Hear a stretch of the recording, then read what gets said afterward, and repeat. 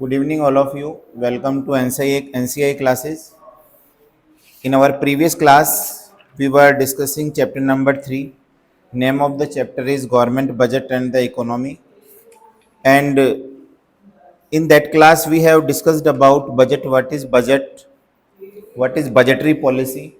Budgetary policy can be understood by two aspect. First is revenue aspect and expenditure aspect. Budget contains two things, revenue and expenditure. Revenues are collected by the government by tax revenue and non-tax revenue, and then after different sectors are allocated the budget different requirement according to the different requirement. Then after we discussed about objective of budget, what are the objective of budget. Next topic we have started structure of the budget or component of the budget, in which we studied about the meaning of budget, receipt, meaning of budget receipt, and further budget receipts are divided into two category. So please write types of budget receipts.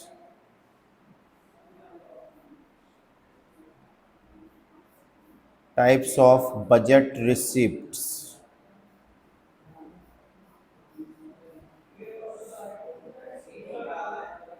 Two types of receipts are there. First is revenue receipts,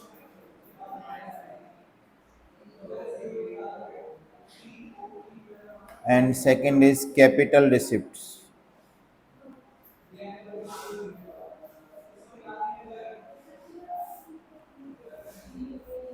Now we understand what is revenue receipt. Meaning of revenue receipt.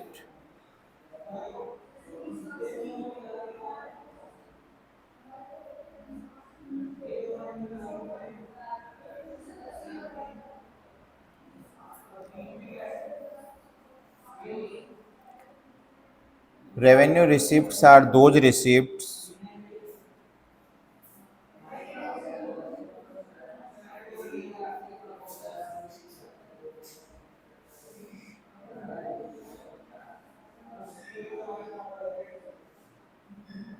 revenue receipts are those receipts of the government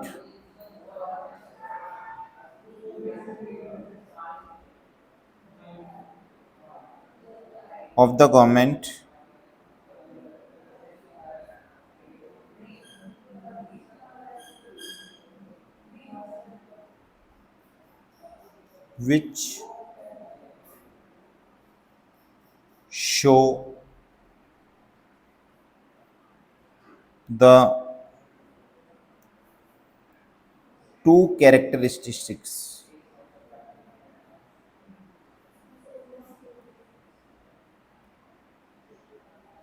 Two characteristics.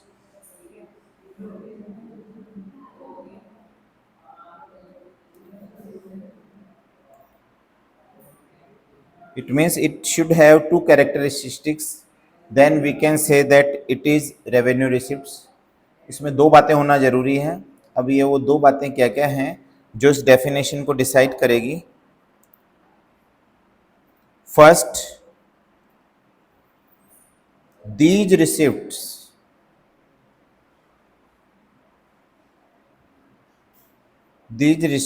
do not create any corresponding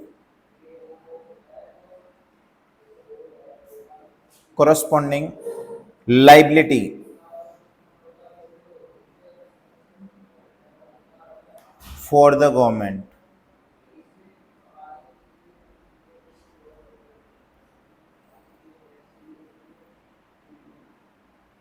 B, these receipts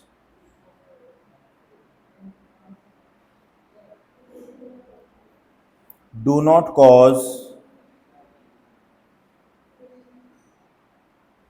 any reduction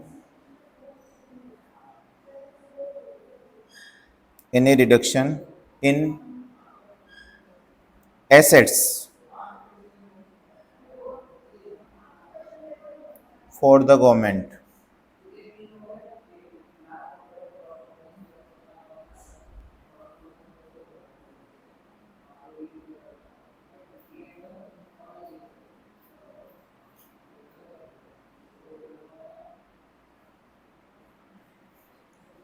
These two important features are related to the definition. First is related to liability and second is related to assets. इसको हम समझने की कोशिश करेंगे और ये एक concept है, आपके आगे भी मदद करेगा, डेफिनेशन में हर जगह काम में आएगा। तो ये जो हमारी रिसिप्ट्स है, इससे रिलेटेड दो चीज़ें हो गई। एक तो क्या हो जाएगा,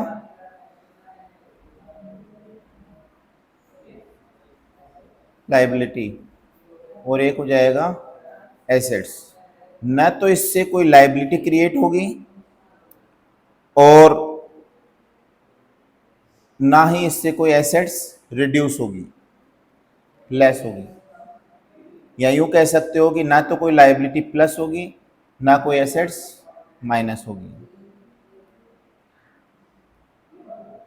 अब इसको देखो, ये सिंबल थोड़ा सोच समझ के लिखने पड़ेंगे, नहीं तो दिक्कत आएगी आपको। आप इसमें ऐसा कीजिए, यस, ये बता रहा है कि इससे कोई भी एसेट्स प्लस लाइबिलिटी प्लस नहीं होगी, और एसेट्स है, एसेट्स भी क्या नहीं होगी,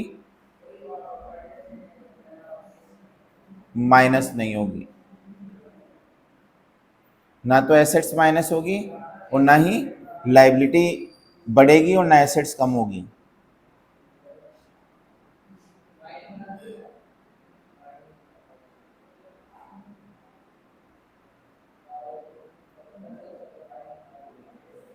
It will not increase any liability and not reduce any assets. It will not increase any liability, not reduce any assets. Yes. Example बताइए क्या होगा। One revenue receipt that will not create any liability. Best example is tax revenue. बताइए, हम सरकार को tax देते हैं तो क्या बदले में सरकार हमें कुछ देती है? कुछ भी नहीं मिलता। तो इसमें सरकार को क्या है, सरकार पैसा ले तो लेती है लेकिन सरकार को कुछ देना पड़ता ही नहीं है। तो इसका मतलब है कि सरकार की कोई भी लाइबिलिटी क्रिएट नहीं होगी। ये फ्री में होने वाली इनकम, आप यूँ समझ लो। फ्री वर्ड तो मैं यूज़ किया है आपको समझाने के लिए, बट सरकार इसी पैसे से क्या करती है, डेवलपमेंट भी करती है। बट इसके लिए सरकार को जो भी टैक्स मिलेगा उसके लिए पे नहीं करना पड़ेगा। और सेकंड, सपोज कीजिए कि जैसे मान लो गवर्नमेंट ने एसेट सेल की, मान लो कोई बिल्डिंग सेल कर दी, तो बताइए उससे पैसा मिलेगा, वो कौन सी रिसिप्ट होगी? रेवेन्यू रिसिप्ट और कैपिटल रिसिप्ट। कैपिटल रिसिप्ट, क्योंकि हमारी एसेट्स क्या हो गई, कम हो गई। तो यहाँ पे कौन सा एग्जाम्पल आ जाएगा? इसमें आप बहुत अच्छा और सुटेबल एग्जाम्पल लिखिए, selling the share, government share, selling government share. यदि आपने 11th में पढ़ा था तो आपको याद है डिसइन्वेस्टमेंट। यस, ये वही है, इसलिए आप ब्रैकेट में लिख लो डिसइन्वेस्टमेंट। डिसइन्वेस्टमेंट के थ्रू जो पैसा मिलता है वो क्या होगा, वो भी गवर्नमेंट के लिए ऐसी इनकम है जिसके लिए उसको कुछ भी नहीं देना पड़ेगा। One example I can give you, earlier BSNL, MTNL, in which 100% shares were related to government, and gradually government has started to sell their share. कि सरकार ने इनमें क्या किया, प्राइवेट शेयर होल्डर को तो इनवाइट कर लिया और अपनी कैपिटल को इसमें किसे क्या कर दिया, निकालना चालू कर दिया। जैसे Hindustan zinc limited, totally at this time it is private, Vedanta limited. तो सरकार अपनी गवर्नमेंट इंटरप्राइजेज में से कैपिटल कम कर लेती है तो उसके लिए कुछ भी नहीं देना पड़ता। यदि किसी इंटरप्राइजेज में 1 लाख करोड़ रुपए लगा हुआ है और यदि के लिमिटेड ने उसमें 1,000 करोड़ रुपए लगा दिया, तो 1,000 करोड़ रुपए गवर्नमेंट तो अपना निकाल लेगी और प्राइवेट उसमें प्लस हो जाएगा, तो उस कंपनी में पैसा वो का वही रहेगा, उसमें पैसा कम होने वाला नहीं है। इसका सीधा सा मतलब है कि आपको बर्थडे सेलिब्रेट करना है, 500 रुपए की जरूरत है, 100 के 5 नोट आपकी पॉकेट में है, पैसे 500 खर्च होंगे, बड़े आराम से आपका काम हो जाएगा। अब 100 रुपए आपके पापा ने आपको दे दिए, अब आपको पता है कि 500 रुपए में पूरा खर्चा हो जाएगा, तो अब आप क्या करेंगे, अपने वाले 100 रुपए तो पीछे पॉकेट में रख लेंगे और पापा वाले इधर रख लेंगे, या कैसे भी कर लो, आपके पास 100 रुपए पूरा एक्सपेंडिचर होने के बाद बच जाएंगे। या यूं कह लीजिए कि पापा ने पैसे दिए तो आपके पूरे वापस वही 500 हो गए और आपके खुद के 100 रुपए क्या हो गए, इसमें बच गए। सरकार इससे अपनी कैपिटल को क्या कर लेती है, निकाल लेती है। And this amount is spent for welfare of the nation, not for spending purpose. Try to understand. Selling the shares in government enterprises, government will get money. ऐसा नहीं है कि उस पैसे से गवर्नमेंट हॉस्पिटल में पेशेंट्स के लिए मेडिसिन खरीद लेगी, क्योंकि यदि मेडिसिन खरीद लेगी तो उसका तो कोई पता ही नहीं लगेगा, उस पैसे का प्रोविजन गवर्नमेंट को अलग से करना पड़ेगा। ऐसे पैसे को गवर्नमेंट कहाँ यूज करती है, इंफ्रा डेवलप करती है, रेलवे ब्रिज बनाना, रोड बनाना, उससे वो दिखना चाहिए, उससे कोई एसेट्स क्रिएट होनी चाहिए, उससे कोई ऐसा स्पेंडिंग में खर्च नहीं किया जाएगा।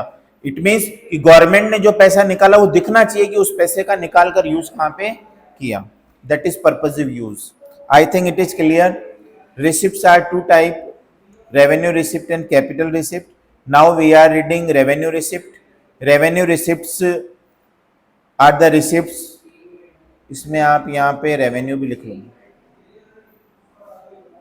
रेवेन्यू रिसिप्ट में क्या होता है, ना तो कोई लाइबिलिटी प्लस होती है और ना कोई एसेट्स माइनस होती हैं। It is clear. Next types of receipts.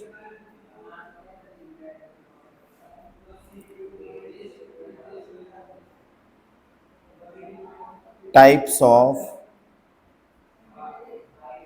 Revenue receipts.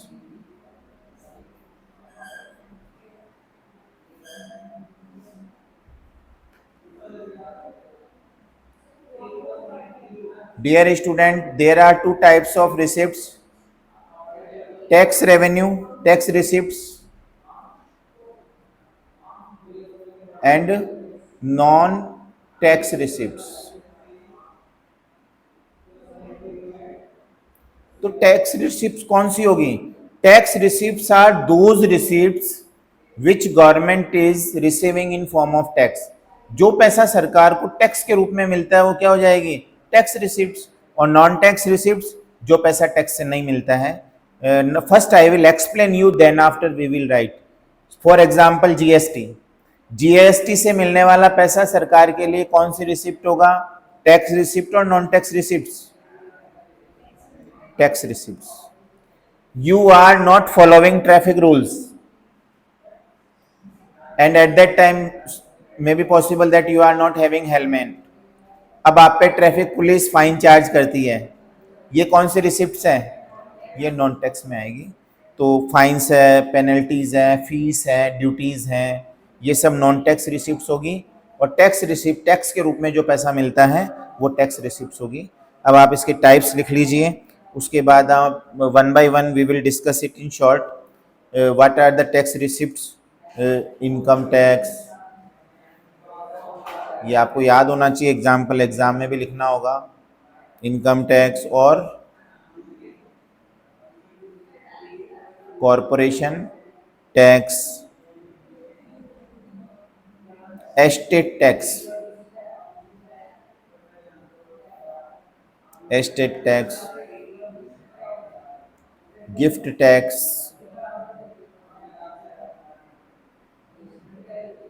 Custom duty,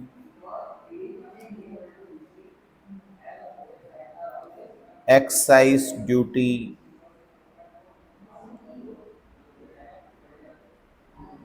GST. Yes, in short I will tell you what is income tax. You all know that tax which is imposed on individual on their income, that is known as income tax. Income tax क्या होता है? Income tax वो होता है जो individual पर उसकी income के ऊपर इम्पोज किया जाता है। इट मीन्स कि if the income is higher than the limit, government decide the limit every year, it means maximum limit where there is no tax. वो लिमिट जहाँ पर कोई टैक्स नहीं होता और उसके बाद टैक्स लगेगा, तो indirect tax is the tax which is imposed on individual on their income. Important thing is that this burden can't be transferred to other. आप इसके बर्डन को ट्रांसफर नहीं कर सकते। क्यों नहीं कर सकते? If X is earning income, X is will have to pay tax. But GST में क्या होता है? बताइए, जीएसटी में बर्डन ट्रांसफर होता है या नहीं? Producer will make the product, then it is the liability to pay tax by the producer. But after producing the commodity, they will supply it to wholesaler, wholesaler will supply to retailer, and in the product they will add some margin. Then after this product will be sold to consumer and consumer will pay tax. तो इसमें consumer क्या करता है? Tax को पे करता है। तो इसमें टैक्स का बर्डन क्या हो गया? ट्रांसफर हो गया। इनकम टैक्स में बर्डन कभी दूसरे पर ट्रांसफर नहीं हो सकता, तो बर्डन को ट्रांसफर किया जाता है, that is indirect tax, GST इसमें आएगा, और इनकम टैक्स है ये डायरेक्ट टैक्स होगा। यस, कॉर्पोरेशन टैक्स, इंडिविजुअल की इनकम पे लगने वाला टैक्स इनकम टैक्स होता है, और इंडस्ट्री की जो इनकम पे लगने वाला टैक्स होता है वो क्या होता है? Corporation tax. Estate tax, estate tax is related to asset. Estates का मतलब होता है संपत्ति होती है आपके पास, जो भी, जैसे बिल्डिंग और लैंड एंड बिल्डिंग, बिल्डिंग भी आपके पास 3, 4, 5, 10 है, तो यदि वो लिमिट से ज़्यादा होगी तो उन पर क्या लगेगा? टैक्स लगेगा। संपत्ति पे लगने वाला टैक्स क्या कहलाता है? Estate tax. Gift tax, this tax is compulsory, otherwise everyone will earn income and they will gift to other person and they will not pay any tax. आपकी इनकम ज़्यादा है, सपोज दैट कि 8 लाख तक की income पर कोई tax नहीं है, अब 1 लाख की 9 लाख की इनकम हो गई मेरी, तो 1 लाख रुपए मैं दक्ष को गिफ्ट कर दूंगा 1 लाख की कोई भी चीज़ परचेज करके, और अब फिर मेरी इनकम कितनी रह जाएगी? 8 लाख रह जाएगी, 9 की जगह 8 रह जाएगी, और फिर मुझे टैक्स नहीं देना पड़ेगा।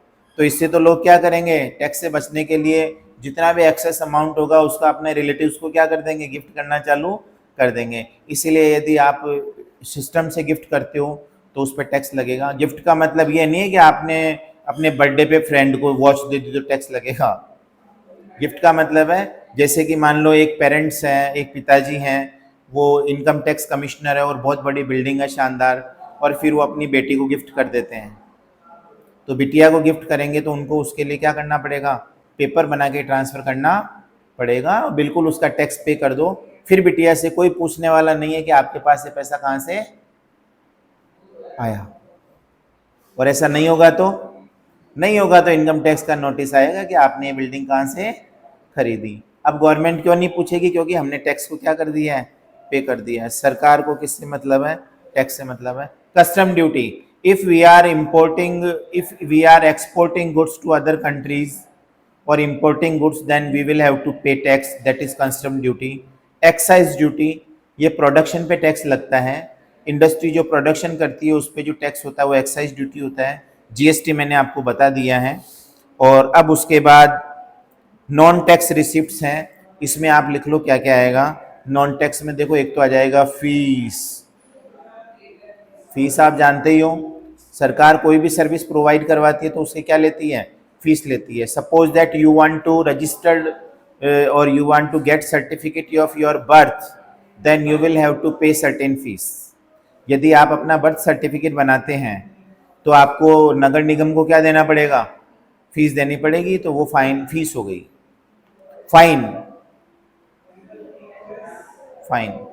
फाइन जनरली मैं आपको बताऊं गलती पे लगता है।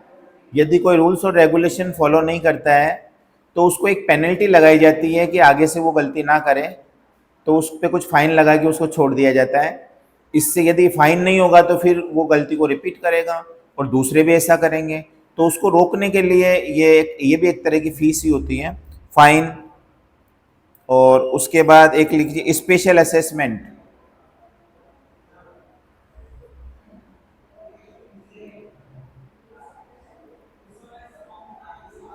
special assessment.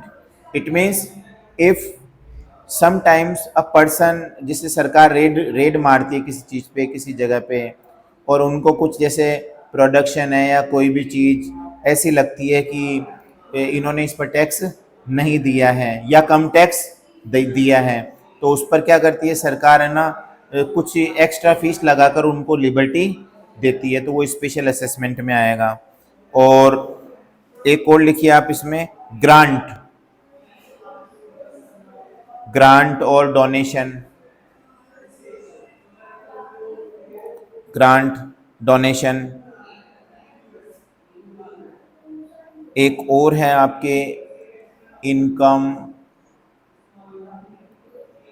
Bye sale of spectrum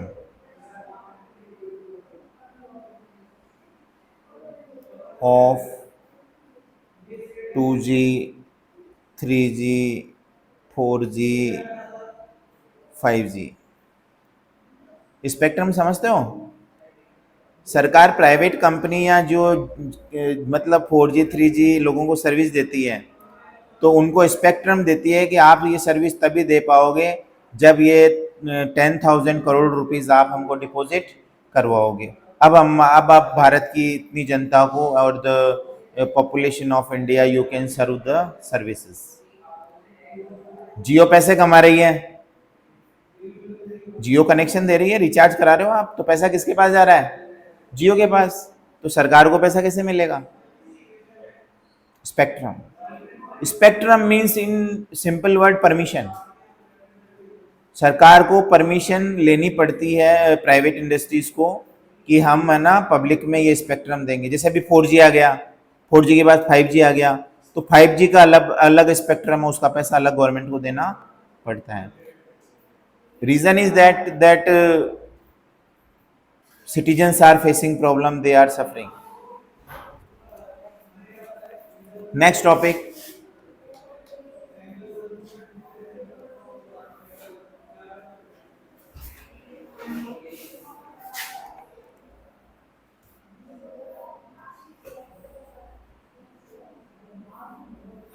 yes, understand the meaning of tax receipt. क्या होता है टैक्स रिसिप्ट? कि सर टैक्स से मिलने वाला रिसिप्ट से टैक्स रिसिप्ट, बट हमारे पास डेफिनेशन भी होना चाहिए। A tax is a compulsory payment to the government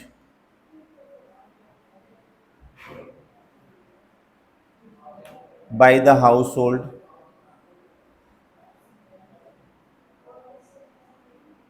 firms or other institutional units. So dear student, it is important compulsory word. इसका मतलब ये नहीं है कि किसी की इनकम ज़्यादा है और जब टैक्स पे करने की बात आई और कोई कोई कह रहे सर पिछले 2 साल से मुझे बहुत लॉस हो गया, बड़ी प्रॉब्लम चल रही है, मेरे घर में कोई बीमार भी हो गया, सर मैं बहुत परेशान हूँ, मैं इस साल टैक्स नहीं दे पाऊँगा, ये चीज़ें चलने वाली नहीं है। टैक्स कंपलसरी है, देना पड़ेगा, और इसके लिए कोर्ट भी कोई रिलैक्सेशन नहीं दे सकता। कोई कोर्ट में जाए ना कि मुझे लिबर्टी चाहिए, टैक्स उसको देना पड़ेगा। कोर्ट इतना कर सकता है कि हम आपको 2 महीने 4 महीने की टाइम देते हैं, आप विद इंटरेस्ट इसको डिपॉजिट करवाइए, ये हो सकता है, ये लिबर्टी कोर्ट दे सकता है। बट इसमें ये नहीं है कि सर मैं बीमार था, अरे आपकी इनकम तो थी, इनकम है तो टैक्स दो, एक्स्ट्रा इनकम है जब भी तो टैक्स मिला है, नहीं है तो आप कुछ भी बेच के दो, एसेट्स बेचो या लोन लेके दो बैंक से, टैक्स आपको देना पड़ेगा। So this is compulsory payment made to the government by household. We can say it tax receipts. Now, dear student, please write type of taxes.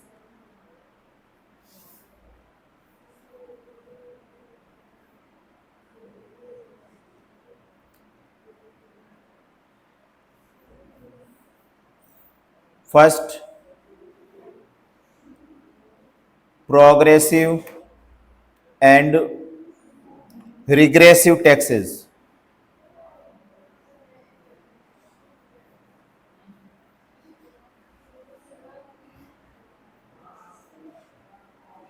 Second value added and specific tax. Third direct and indirect tax.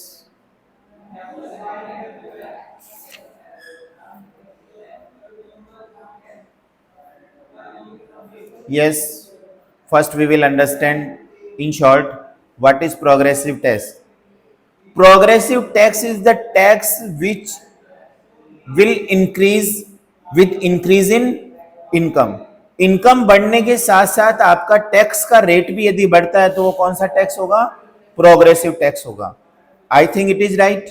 जिसकी income ज्यादा है वो ज्यादा tax दे सकता है, जिसकी income कम है वो कम ही टैक्स दे पाएगा। तो ये कौन सा टैक्स हो गया? Progressive tax. इसका मतलब है कि इस टैक्स में टैक्स की रेट बिल्कुल कांस्टेंट नहीं रहेगी। जैसे जैसे टैक्स बढ़ता जाएगा, सॉरी इनकम बढ़ती जाएगी, as income will increase tax rate will also increase. तो ये तो कौन सा टैक्स हो गया? Positive tax. Second is regressive tax. Regressive tax is the tax in which tax rate will be fixed. इसमें टैक्स की रेट फिक्स्ड होगी। समझेंगे कैसे? Suppose that tax rate is 10%। Tax की रेट कितनी है? 10%। जैसे कि ये दो है एक्स और Y. Yes, can you tell me what is our routine expenditure in our life? खाने पीने का खर्चा हाउ मच? कितने हजार रुपए? 5-80 हजार। 4 लोगों की फैमिली है, फीस इलेक्ट्रिसिटी सब कुछ मिला के बताइए 20-30 कितना होगा? 15 हजार। नॉर्मल यदि एवरेज माने 15 ही मान लेता हूं मैं तो, ठीक है ना? 15,000 में मान लेता हूं। चलो ये और कम कर दे, 10,000 मान लेते हैं, बिल्कुल ही कम कि 10,000 तो खर्चा होना ही चाहिए कि सर इससे तो कम में काम चलेगा ही नहीं। अब देखो मैं एग्जाम्पल ले रहा हूं यहाँ पे कि Y की इनकम है 1 लाख और X की इनकम है 10,000 और टैक्स का रेट है 10%। मतलब दोनों से 10% लिया जाएगा। 1 मिनट के लिए मान लेते हैं, मैंने लाखों और करोड़ों में नहीं लिया है इसलिए मैं आपको समझा रहा हूं, because this concept will come in it that why it is regressive. 10% tax है तो बच्चों यहां पे X को कितना टैक्स देना पड़ेगा? 1,000 और Y को कितना देना पड़ेगा? 10,000। सोचना मेरी बात पे और दिमाग लगा के बताना, ऐसे तुरंत आंसर मत देना। बताइए किसको दिक्कत आएगी टैक्स पे करने में, X को या Y को?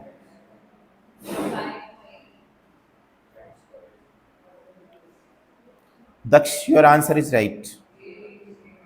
इसमें दिक्कत आएगी X को। निधि इसमें क्यों आएगी दिक्कत?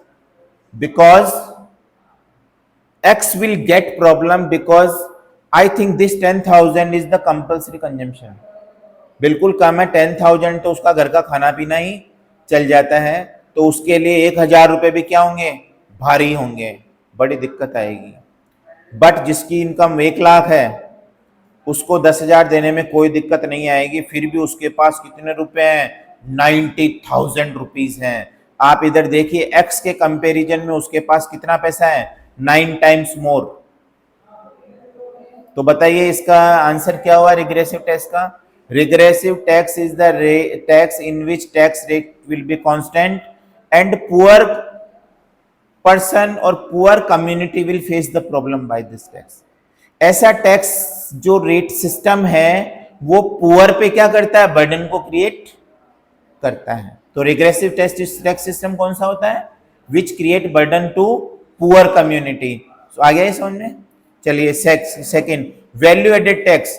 Dear student, earlier this tax was imposed in different state and in our Rajasthan में भी था, हमारे सेल टैक्स के बाद वैट ही चलता था, बट अभी हमारे यहाँ चलता है GST, goods and service tax. GST में अलग अलग स्लैब्स हैं, बाकी कंसेप्ट इसी से लिया हुआ है. Value added tax means the tax in which as value of the product will increase, tax rate will also increase. जैसे प्रोडक्ट की वैल्यू बढ़ती जाएगी ऐसे उस पर टैक्स भी बढ़ता जाएगा. जीएसटी में भी यही है. जीएसटी जितने ज्यादा हाथों में गुड्स जाएगा ना, उतना ही टैक्स की रेट क्या होती जाएगी, बढ़ती जाएगी. प्रोडक्ट की प्राइस जितना ज्यादा होगा, जीएसटी उतना ही क्या लगेगा, ज्यादा लगेगा. Third, I think it is very clear to all of you, direct tax and indirect tax. Direct tax is the tax which is imposed on individual directly. This burden can't be transferred to other, but indirect tax are those tax which imposed on goods and services, and the burden of these tax can be transferred to other. You will give example, producers will transfer their burden on consumers. I think it is clear. ये सब clear हो गया आपके. Progressive tax, regressive tax, value added tax और specific tax.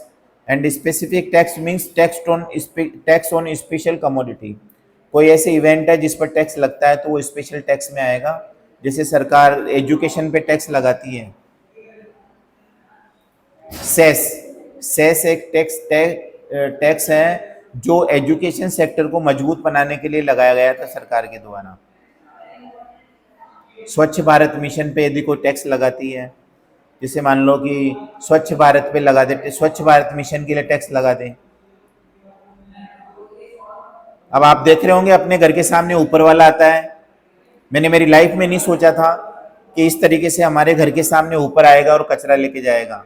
बताइए इतना बड़ा इंतजाम कैसे होता है, कहाँ से आ रहा है ये पैसा, through tax.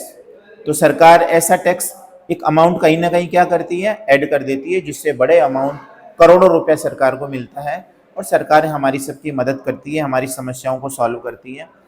Now we will discuss it in short definition. मैंने डिटेल में आपको समझा दिया है, अब इनकी डेफिनेशन लिखेंगे हम शॉर्ट में कि प्रोग्रेसिव टैक्स क्या होता है, रिग्रेसिव क्या होता है. डिटेल में आपको लिखना नहीं है, डेफिनेशन आनी चाहिए आपको. Please right the definition of progressive tax.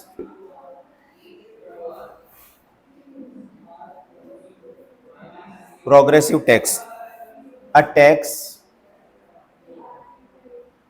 is said to be progressive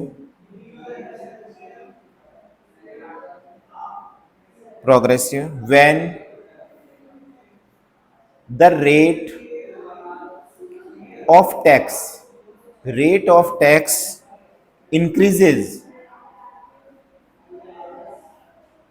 with increase in income.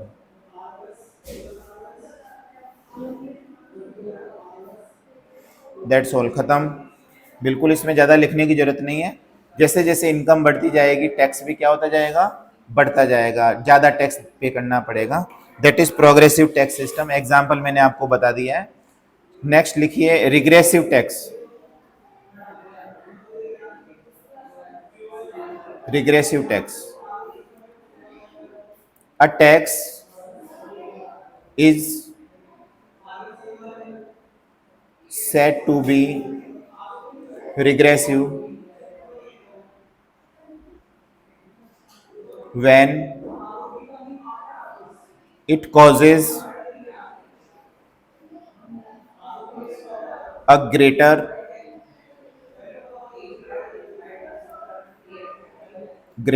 real burden on the poor than rich.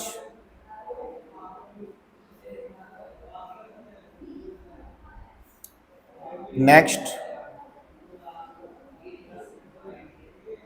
Value added tax. आप अकाउंट्स पढ़ेंगे तो वहां पे भी आपको नजर आएगा, मेंशन किया हुआ आएगा वैट, VAT शॉर्ट में होगा वैट. ये भी कौन सा टैक्स है? इनडायरेक्ट टैक्स है। अब नहीं चलता है ये, कुछ कमोडिटी पे आज भी है, जैसे अपने पेट्रोलियम पे अभी वैट लगता है, बट ये डिमांड चल रहा है कि पेट्रोलियम को जीएसटी में लाया जाए। तो अभी पेट्रोलियम पे जीएसटी नहीं लगता है, अभी क्या लगता है? वैट लगता है, वैल्यू एडेड टैक्स। इसमें लिखो आप, VAT is an, sorry and नहीं होगा, एन होगा। VAT is an indirect tax, indirect tax GST की तरह यही है। Indirect tax which is imposed on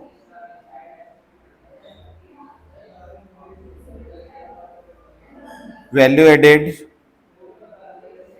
eight the various stages of production।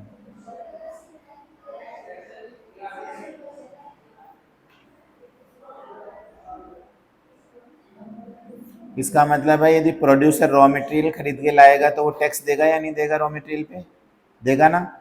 अब वो उसे प्रोडक्ट बनाएगा, प्रोडक्ट बनाएगा तो बताइए उसका रॉ मटेरियल से प्रोडक्ट बनेगा तो चेंज हो गया नहीं हो गया? रॉ मटेरियल से प्रोडक्ट बनाया, रॉ मटेरियल है, परचेज किया, उनसे टॉयज बनाया, टॉयज बन गया। तो अब टॉयज बनते ही क्या होगा? अब टॉयज का प्राइस डिसाइड होगा, प्राइस डिसाइड होगा तो फिर उस पर टैक्स लगेगा। तो वैल्यू एडेड आपने नाम सुना होगा, शायद याद आ रहा होगा, इनकम मेथड में था।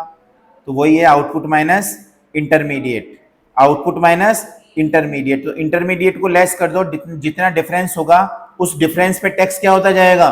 बढ़ता जाएगा। तो that is value added. Next लिखो आप स्पेसिफिक टैक्स, स्पेसिफिक या स्पेशल भी कह सकते हो आप। ये क्या होता है? Specific tax, tax specific tax when a tax is levied, levied लिख दो या imposed लिख दो, imposed on a commodity on the basis of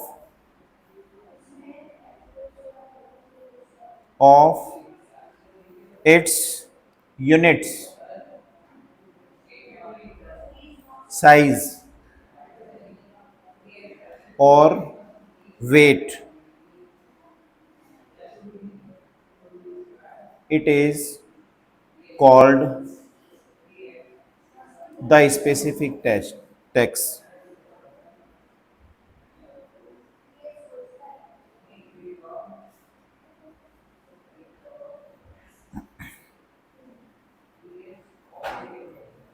अब ये किसी पे भी हो सकता है, जैसे मान लो कोई प्रोडक्ट है तो उसकी साइज, मान लो साइज के बेसिस पर टैक्स लगता है, तो वो स्पेसिफिक टैक्स हो गया। अब ये गवर्नमेंट डिसाइड करती है। एक एग्जांपल ले सकता हूँ मैं इसमें, झूमर, झूमर देखा है आपने, घरों में लगता है। तो इसमें ऐसा किया जा सकता है, छोटी साइज का झूमर होगा टैक्स कम लगेगा, और शानदार बड़ी साइज का झूमर होगा तो उस पर टैक्स भी क्या लगेगा? ज़्यादा लगेगा। उसमें मेहनत भी ज़्यादा होती है, उसका लुकिंग भी अलग होता है, और उसको खरीदने वाले लोग भी क्या होंगे? इनकम के अकॉर्डिंग होंगे, ज़्यादा इनकम वाले, तो बिल्कुल वो टैक्स दे भी सकते हैं। तो कुछ कमोडिटीज ऐसी भी होती है जिन पे उनकी साइज या वेट के अकॉर्डिंग टैक्स लगता है, तो वो क्या हो जाएगा? स्पेसिफिक टैक्स हो जाएगा। Direct tax, we have 3 minutes, so we will complete two definitions, direct tax and indirect tax। So please write direct tax।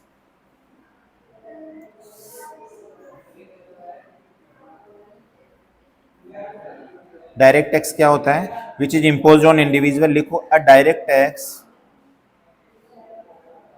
A direct tax is the one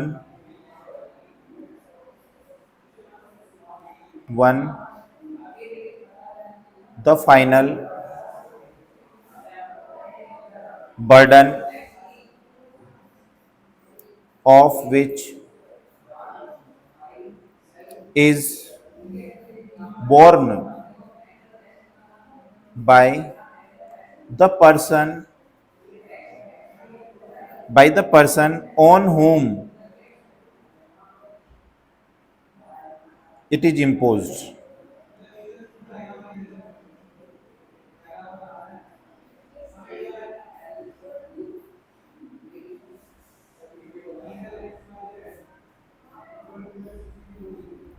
एक घर में दो भाई है, एक कॉलेज प्रोफेसर है और एक मजदूर है। कॉलेज प्रोफेसर की इनकम ज़्यादा है तो टैक्स उसी से ही लिया जाएगा, उसके छोटे ब्रदर से गवर्नमेंट कोई भी टैक्स की डिमांड नहीं कर सकती और वो देने के लिए बाध्य भी नहीं है, कोई भी कोर्ट उसको कंपेल नहीं कर सकता। जिसने अर्न किया है, जिसकी इनकम है, जिस पर इम्पोज किया है, उसी को ही पे करना पड़ेगा। इनडायरेक्ट टैक्स में लिखिए N indirect tax is the N indirect tax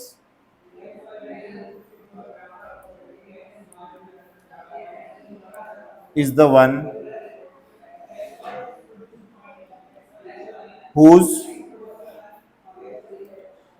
initial burden, initial means starting or primary, initial burden or impact is on one person, but he succeeds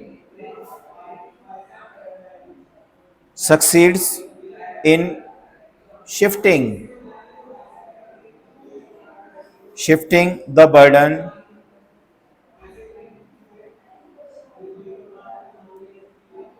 to another persons.